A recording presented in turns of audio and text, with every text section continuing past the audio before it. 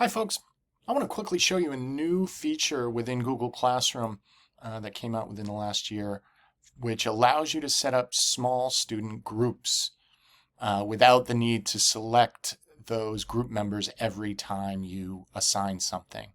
So the thing I want to do is go to my People tab, and you'll notice your list of students and an option for groups.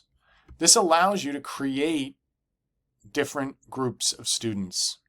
So think of it like breakout groups, project groups, reading groups. When you want to have a specific group of students, and you're going to be assigning multiple assignments to those groups over and over again. In this case, I've got some groups created, but I'll show you how to create a simple group. I just have to name it. This one I'm going to call Group 4. And I'm going to select my students that are a part of that group. I'm going to click Create. And now I have 4 different groups to which I can assign specific assignments. So I'm going to go to my classwork. I'm going to create an assignment.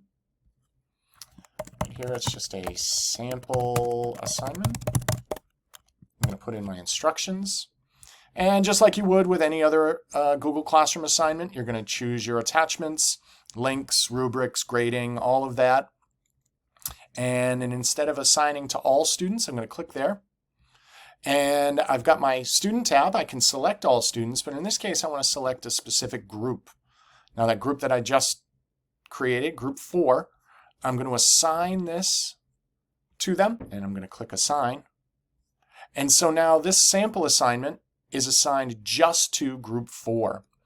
Now, if I want to assign the same thing with the same instructions, but to a different group, I can just do a reuse post. I'm going to go to my class, sample assignment, then reuse.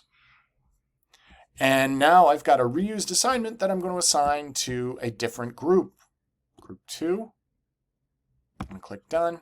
Then I would click Assign. And now you've got 2 different assignments that are going to 2 separate groups.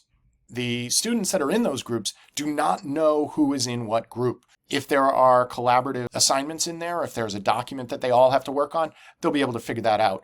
But only teachers and co-teachers can see the members of each group. But it allows you to reuse those groups from assignment to assignment. You can change groups, you can edit those, you can add new groups going forward. You can have up to 50 groups within a class, and 100 people can be in one group at a time.